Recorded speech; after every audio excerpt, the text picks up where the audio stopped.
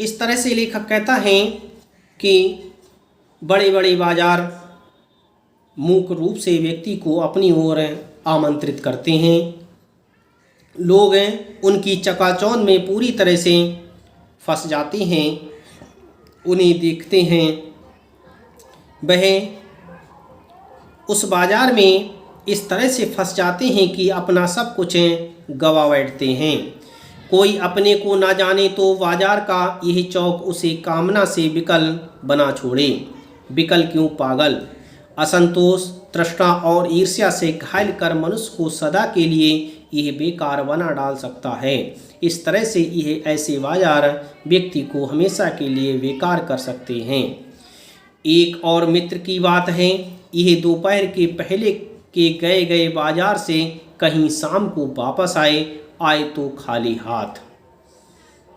इस तरह से लेखक कहता है कि मैंने एक और मित्र को देखा कि वह मित्र दोपहर के पहले बाजार गए थे और शाम को वापस लौट कर के आए, और जब वापस लौट कर के आए तो मैंने देखा कि वे खाली हैं। मैंने पूछा कहाँ रहे?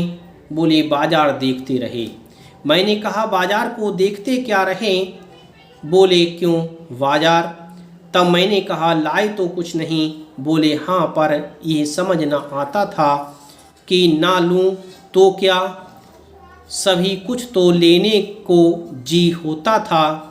कुछ लेने का मतलब था शेष सब कुछ को छोड़ देना, पर मैं कुछ भी नहीं छोड़ना चाहता था, इससे मैं कुछ भी नहीं ले सका।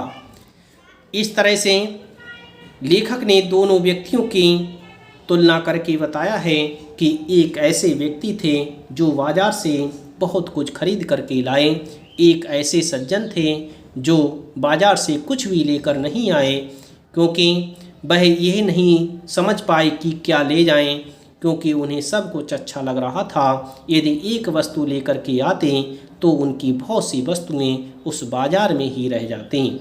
इसी कारण से वह कुछ भी लेकर नहीं आए और खाली हाथ लौट आए। मैंने कहा खूब, पर मित्र की बात ठीक थी। अगर ठीक पता नहीं है कि क्या चाहते हो तो सब ओर की चाह तुम्हें घेर लेगी, और तब परिणाम त्रास ही होगा, गति नहीं होगी न कर्म। बाजार में एक जादू है। लेखक कहता है कि बाजार में एक जादू सा होता है। जिस तरह से जादू व्यक्ति को अपनी ओर खींचता है, अपनी ओर आकर्षित करता है, उसी तरह से बाजार की विभिन्न वस्तुएं मनुष्य को अपनी ओर आकर्षित करती हैं। वह जादू आँख की राह काम करता है।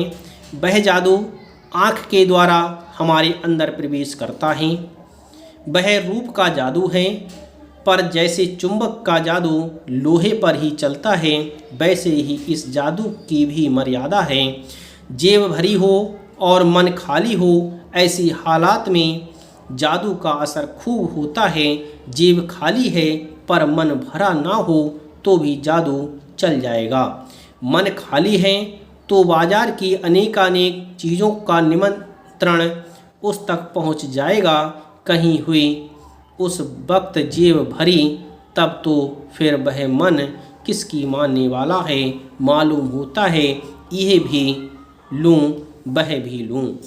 इस तरह से लेखक कहता है कि बाजार में एक जादू सा होता है, वैसे इस जादू की भी मर्यादा होती है। जैसे जादू चुंबक पर चलता है, चुंबक का जादू लोहे पर चलता है, उसी तरह से यह जादू भी मर्यादित है।